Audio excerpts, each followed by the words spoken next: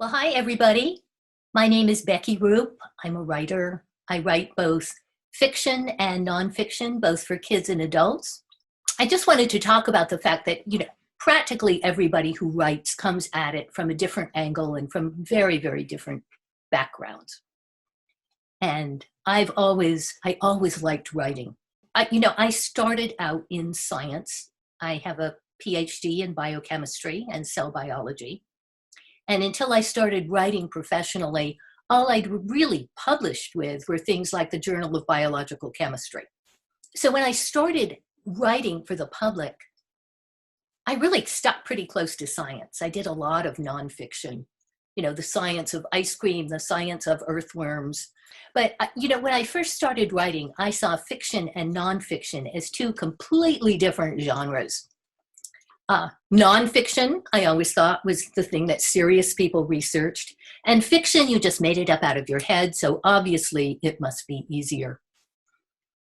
Which I soon discovered, it totally is not easier. It is, for me, much harder. But actually, fiction is so imbued with nonfiction.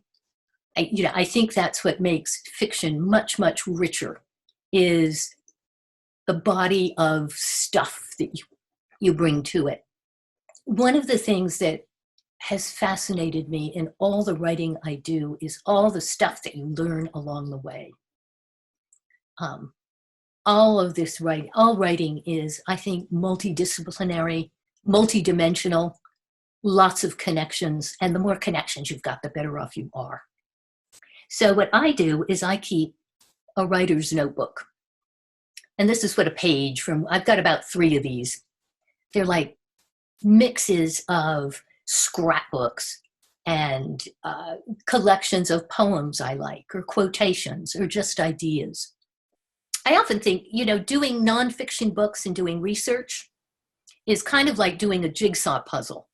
You start out with this big box of pieces that are all these facts and figures and whatnot that you've come up with, and you've got to put it together in some logical order that is fun to read, is interesting, and that makes sense.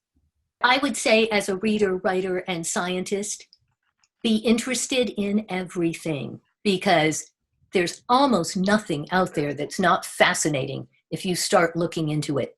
So, joy of life, just go for it. There is so much to learn.